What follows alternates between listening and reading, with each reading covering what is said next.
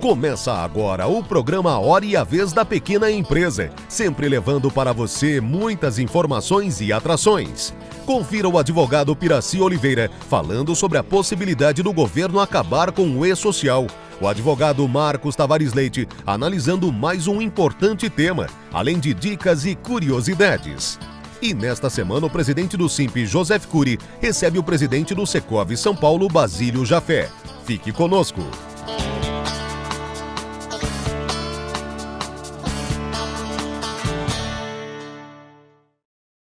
Olá! No programa de hoje falaremos sobre dois temas que têm perturbado muito a vida dos empresários nas últimas semanas.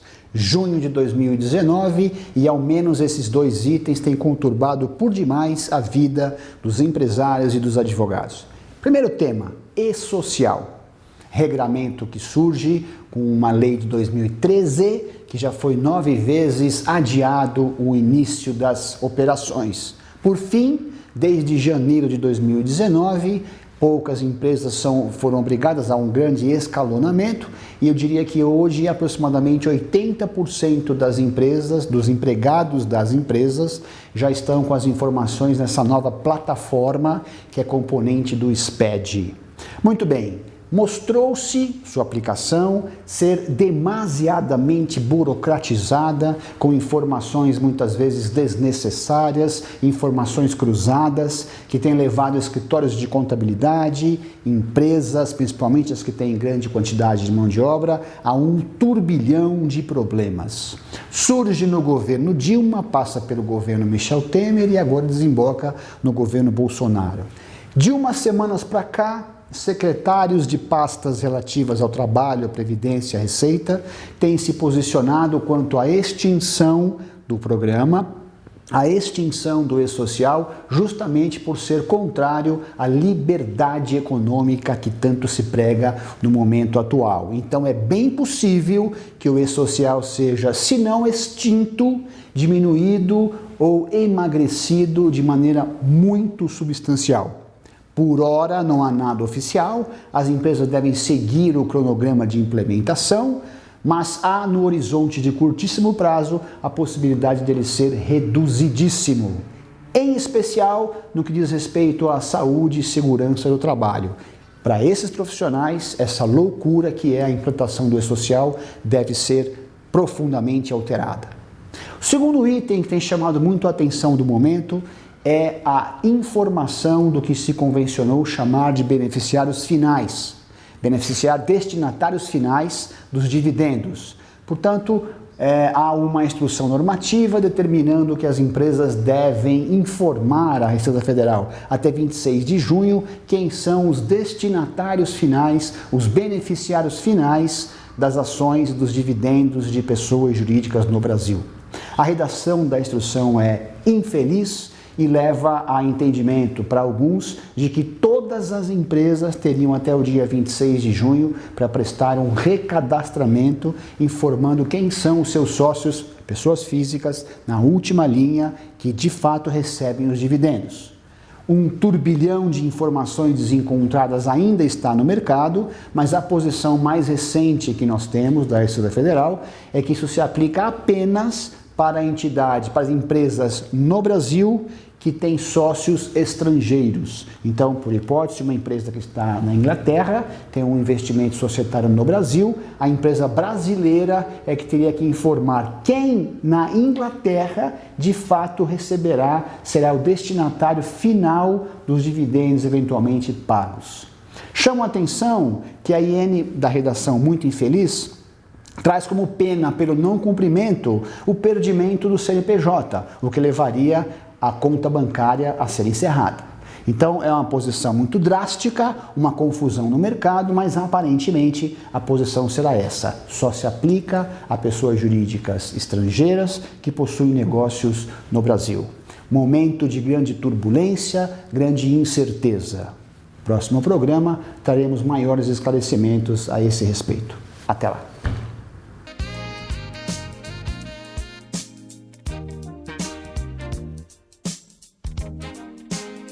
A 101ª edição da Festa de São Vito está acontecendo desde a semana passada no bairro do Brás.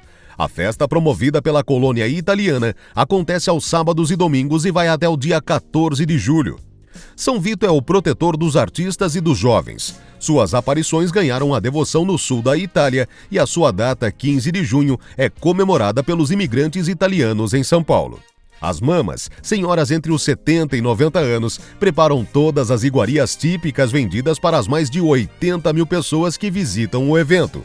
Pratos como espaguete, nhoque, pastéis, pizzas e canoles fazem parte do cardápio. A festa acontece na Rua Fernandes Silva, número 96, no Brás. Leve toda a família e boa diversão!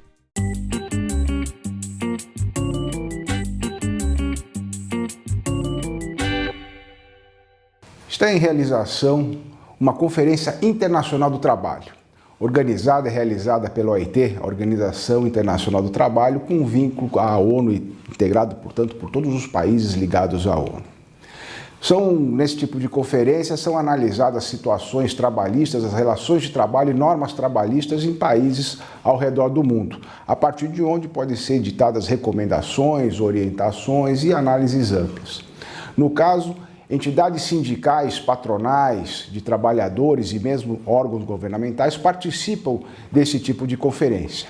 E muitas entidades sindicais acabaram por apresentar denúncia contra o Brasil em relação à reforma trabalhista ocorrida em 2017. Falamos de entidades sindicais brasileiras. Por outro lado, há outras entidades sindicais que também defendem que não houve qualquer tipo de ameaça ou violação a tratado internacional ou preterição de direito de trabalhadores ou mesmo de empregadores ou mesmo a organização sindical. O fato é que nós tivemos no Brasil em 2017 uma reforma trabalhista que simplesmente procurou trazer uma maior comunicação ou melhorar a comunicação entre empregado e empregador, tirar a intervenção estatal sobre algumas normas e algumas regras que eram vinculadas à lei, que hoje podem ser tratadas através de acordos ou convenções coletivas de trabalho, ou mesmo, dependendo da situação, numa negociação direta entre empregado e empregador. Portanto, violação a tratados internacionais do trabalho não parece que seja o caso, apesar de ter sido feita essa denúncia e muitas delas entraram numa chamada shortlist, que é para uma verificação se realmente houve ameaça ou um desrespeito a normas e tratados internacionais. Na verdade, se alguma coisa nesse sentido for identificada, o que poderá a OIT fazer não é afrontar ou atingir a soberania do país, mas poderá editar recomendações no sentido de que haja mais uma adequação legislativa para que todas as normas internacionais do trabalho, as convenções internacionais da OIT sejam seguidas e sejam respeitadas. Importante ver que o Brasil tem uma série de normas que vão além até do que está previsto na própria OIT, ou nas convenções da OIT. Casos sobre fundos de garantia, ou mesmo os adicionais em férias, tudo isso nós estamos indo além. E o que houve na reforma trabalhista foi permitir ou tentar buscar a aproximação entre sindicatos de trabalhadores, sindicatos de empregados, empregados e empregadores, melhorar o diálogo e reduzir a intervenção estatal na iniciativa privada e nas atividades nessa relação entre capital e trabalho que são interdependentes. Portanto, no nosso ver, nós devemos fazer com que a comunicação seja sempre a forma de melhor atender à relação entre o capital e o trabalho. Principalmente quando nós falamos da microempresa e da empresa de pequeno porte, ou no nosso caso, da microindústria e a indústria de pequeno porte, onde a relação entre capital e trabalho, entre empregado e empregador, ela é muito mais próxima e, portanto, eles podem efetivamente entender a melhor forma de exercer a sua atividade e conseguirem trabalhar juntos, nessa relação de independência, onde um é fonte de receita para o outro, é fonte de emprego e assim é que conseguiremos pagar impostos e continuar num país onde que se possa ter segurança jurídica e trabalho para todos. É nesse sentido que o SINP sempre trabalha.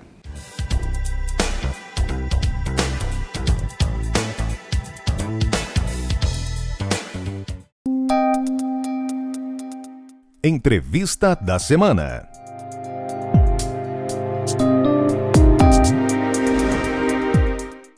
nosso convidado de hoje é o Dr. Basílio Jafé, presidente do Secov São Paulo. É um prazer tê-lo conosco.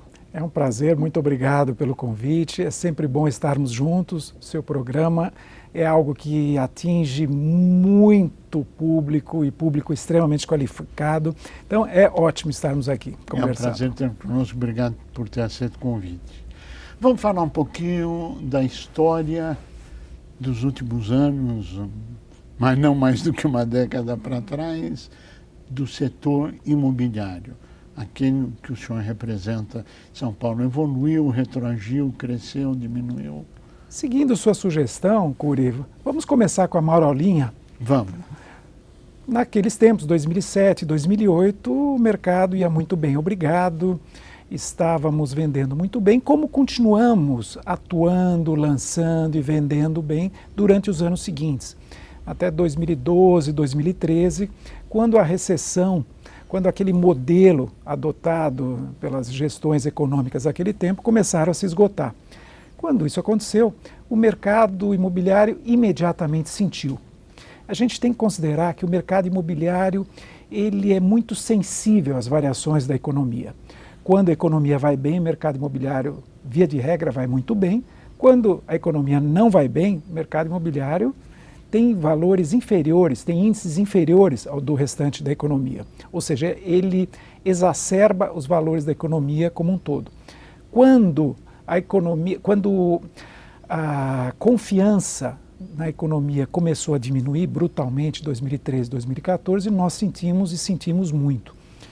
O mercado começou a vender cada vez menos.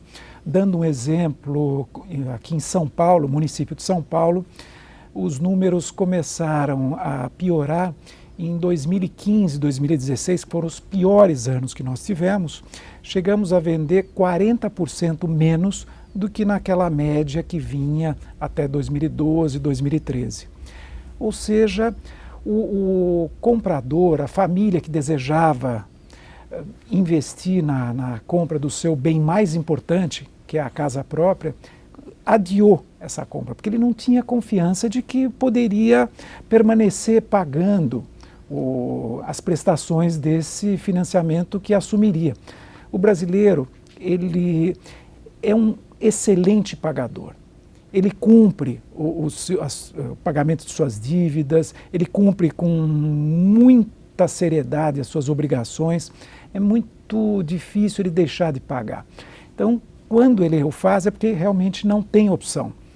E, em função de tudo isso, ele começou a adiar. Nós sentimos bastante. São Paulo, município de São Paulo, que lançava e vendia até 33, 35 mil unidades ano, começou a produzir e vender menos. Em 2015, 2016, chegamos a 20 mil unidades ano. Ou seja, uma queda substancial. Qual a sua visão para 2019? Em 2016 começamos a sentir alguma recuperação. 2017 já foi um ano onde sentimos que o mercado estava virando, as pessoas estavam retomando um pouquinho a confiança na economia, mas não era algo ainda muito que se pudesse sentir com muita clareza. 2018 efetivamente melhorou, novos tempos, expectativa com as eleições, expectativa com uma nova gestão para o país. Isso fez com que os números já fossem bem melhores do que 2017. Para 2019, o brasileiro adiou a compra da casa própria. Então, ele efetivamente está buscando. 2018, nós já tivemos 26% de vendas maiores do que 2017. Estamos prevendo para 2019 algo em torno de 15% acima dos resultados de 2018, desde que algumas coisas aconteçam. Antes da gente chegar nos cenários possíveis, a pergunta então é: se der tudo certo em 2019, volta com os 26 mais os 15, voltaremos ao patamar de 2013 e 2014. Ou seja, apesar de estar melhorando, estamos abaixo de onde Sim. já estivemos. Bom, a pergunta é: quais são os cenários, então, necessários para que haja esse crescimento na avaliação do Secov, na sua avaliação? Certo. Hoje, só lembrando, em relação ao que você falou, que estamos voltando ao patamar de 6, 7, 8 anos atrás, a população é maior, a economia é maior, mas estamos voltando aos números de mais de meia década atrás. Então, poderíamos estar melhor hoje. Mas existem dois fatores que são bastante preponderantes, Cury. Um deles, macroeconômico, é a reforma da Previdência. Sente-se claramente que todos os agentes econômicos, o ambiente de negócios no país está aguardando ansiosamente essa aprovação. E uma reforma da Previdência de verdade. Não pode ser de mentirinha, algo maquiado só para dizer que fez. Tem que acontecer. Como diz o ministro Paulo Guedes, precisamos economizar R$1 trilhão em 10 anos para que os agentes financeiros nacionais, os investidores nacionais e estrangeiros tenham confiança de que a mudança de gestão econômica veio para ficar e que o Brasil se inserirá definitivamente na lista dos países desenvolvidos, ou no primeiro mundo, como a gente gosta de falar. Esse é o fator macroeconômico. Estamos contando com isso, estamos esperando que isso aconteça e aconteça logo para manter o crescimento da economia e, por consequência, do mercado imobiliário. Por outro lado, dependemos também de fatores microeconômicos específicos do nosso setor. Nós tivemos uma legislação, um plano diretor aprovado em 2014, uma lei de zoneamento aprovada em 2016, mas que, embora tivessem boa intenção, contiveram alguns equívocos que provocaram travamento do mercado. Não é o caso, evidentemente, de entrar aqui nas minúcias, mas se esses equívocos da legislação não forem corrigidos, se nós não tivermos uma calibragem da legislação do zoneamento, estou falando do município de São Paulo, se nós não tivermos uma calibragem do zoneamento aqui em São Paulo, vai se tornar muito difícil e muito caro produzir habitação em São Paulo. E isso vai ser ruim para todos. Vai ser ruim para o paulistano porque ele vai ter dificuldades maiores para comprar a sua casa.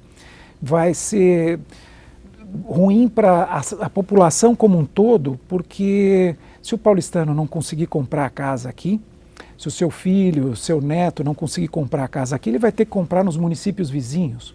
E ao comprar nos municípios vizinhos, nós vamos ter um aumento da mobilidade muito grande. E isso vai prejudicar trânsito, vai causar problemas de infraestrutura, vai causar um desconforto e uma perda de qualidade de vida. Essa negociação, imagino que deve estar correndo ou ocorrendo com a Prefeitura. Sim, a Prefeitura está muito consciente disso, a Prefeitura de São Paulo. Ela sabe que esses ajustes precisam ser efetuados, está elaborando um novo projeto para fazer essas correções e, quando chamados, nós temos sim dado apoio, temos dado ideias para a Prefeitura, como tem que ser, é o nosso papel institucional. Claro, esse é o papel institucional. É o sindicato, a entidade do mercado imobiliário de São Paulo.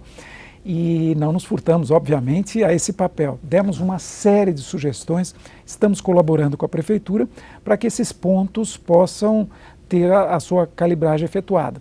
Esperemos que a Prefeitura, o Executivo, encaminhe o quanto antes para o Legislativo, no caso a Câmara dos Vereadores, um projeto de lei, para que, por sua vez, os vereadores possam analisar tudo que está sendo feito, propor as suas próprias correções, de acordo com as suas ideias, para que a gente tenha um modelo que efetivamente faça o mercado de São Paulo voltar a ser pujante. Que bom.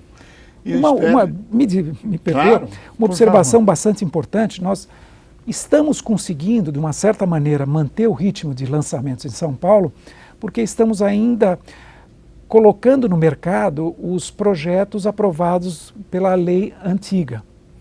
Pela lei nova, são poucos os projetos aprovados até agora, justamente porque é muito difícil conseguir fazê-los se encaixar no município de São Paulo. Eu acho que seria importante esse esclarecimento, porque o prazo de maturação entre a aquisição do terreno, a aprovação do projeto, a obtenção de financiamento e a execução, nós estamos falando em anos à frente e não dias e meses. Isso está correto? Para que todos possam entender. Bom, estamos falando de mercado imobiliário numa sociedade que está mudando a cada dia. Quais são os novos desafios, se é que existem? Quais são as novas mudanças que se esperam para o mercado imobiliário? Estamos vivendo tempos fascinantes, onde as mudanças ocorrem com uma velocidade cada vez maior. É incrível, nós temos a oportunidade de vivenciar tudo isso. As mudanças são várias. Uma delas ocorre, por exemplo, na venda. Hoje em dia, não se vende apenas através das imobiliárias que ficam aguardando o cliente e tudo mais. Utiliza-se muito as redes sociais, utilizam-se aplicativos. Incrível, não? A gente vender imóveis, que é um bem de alto valor unitário, através de aplicativos, mas isso acontece. Pode-se vender, pode-se alugar através deles. Um outro aspecto não menos importante é a moradia propriamente dita. Hoje está em voga, principalmente, talvez não na nossa geração, mas na geração que vem depois de nós, o compartilhamento. Existe o compartilhamento do transporte, existe o compartilhamento também da própria moradia. E expressões que agora são moda, mas que há 2, 3 anos atrás ninguém sabia o que era. Por exemplo, o co-living, onde algumas famílias partilham um mesmo imóvel. Cada uma, evidentemente, tem os seus quartos, seus banheiros, etc., mas algumas partes do imóvel são compartilhadas. A exemplo de, eventualmente, salas de estar, cozinhas e alguns outros conforme o caso. Cada caso é um caso. Mas é algo bastante diferente, é algo que a gente vê talvez com mais frequência hoje na Europa, mas está entrando com força no Brasil. E nós vemos, por exemplo, moradias estudantis, onde isso acontece e famílias jovens, isso acontecer com mais força ainda. Cria um sentimento bacana de comunidade, as pessoas conseguem superar aquilo que hoje talvez tenha virado um desafio da nossa geração, que é, puxa vida, nós estamos tão preocupados com os nossos smartphones e tudo TVs, é tudo eletrônico, e laptops, não sei o que a gente esquece do ser humano. E ao você viver em comunidade, talvez você tenha mais tempo para esse ser humano. E também isso acontece no trabalho. Hoje existe algo chamado coworking, onde diversas empresas dividem um mesmo espaço, que seria uma laje corporativa, um escritório, coisa que o valha. As salas de reunião são compartilhadas, as mesas são compartilhadas. E isso produz também um networking bastante interessante. Basílio Jaffer, nós queremos agradecer muito a sua participação, chegamos ao final do nosso tempo e desejar que no final de 2019 o setor imobiliário, e não só ele, mas todos os outros setores da economia, possam chegar onde nós estamos e ultrapassar os índices da onde já estivemos. Agradecendo muito a sua participação. A você que esteve conosco, o nosso mais profundo agradecimento, com a certeza que estaremos juntos na semana que vem. Até lá.